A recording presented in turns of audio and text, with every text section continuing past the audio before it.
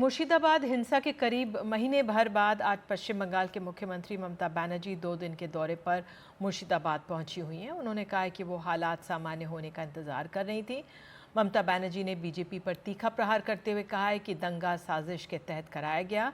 उन्होंने राज्य में हिंसा पर राज्यपाल की रिपोर्ट को लेकर कहा है कि मुझे जानकारी नहीं कि राज्यपाल ने गृह मंत्रालय को क्या रिपोर्ट दी है। वे बीमार हैं और उनके शीघ्र स्वास्थ्य होने की कामना करती हूँ। ममता बनर्जी 2 दिन के लिए मुर्शिदाबाद में हैं तो हिंसा पीड़ित लोगों द्वारा मुआवजा नहीं लेने की बात भी सामने आई है। बीजेपी और तृणमूल ने एक दूसरे पर गंभीर आरोप प्रत्यारोप लगाए हैं और गौरतलब है कि वहाँ पर अगले साल की शुरुआत में विधानसभा चुनाव भी होने वाले हैं। हमारी सहयोगी हमारे साथ मनोज्ञा मौजूद हैं। मनोज्ञा, आप पश्चिम बंगाल को बहुत बेहतर तरीके से समझती हैं। मुख्यमंत्री वहाँ पर पहुँची हैं, बीजेपी खेमे की तरफ से क्या कुछ प्रतिक्रिया आई है, क्या आप कहेंगी?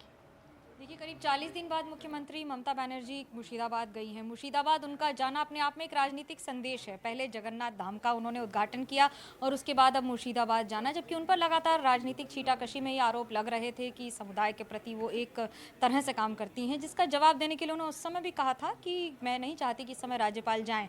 और बड़ी दिलचस्प बात जो आपने आज कही कि राज्यपाल की के बारे में जब पूछा गया तो उन्होंने कहा कि उनकी तबीयत खराब है, उनकी तबीयत जल्द ही ठीक हो। मुझे नहीं पता उन्होंने रिपोर्ट में क्या लिखा है।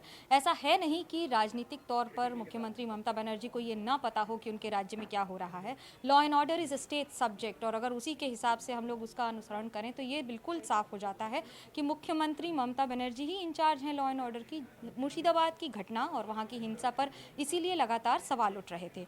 कई ऐसे परिवार अभी भी हैं जिन्होंने मुर्शिदाबाद मालदा में अभी तक मुआवजा नहीं लिया है। इस पर जब पूछा गया तो उन्होंने साफ कहा कि मुझे पता है नहीं लिया गया है, लेकिन हो सकता है इस पे राजनीति हो।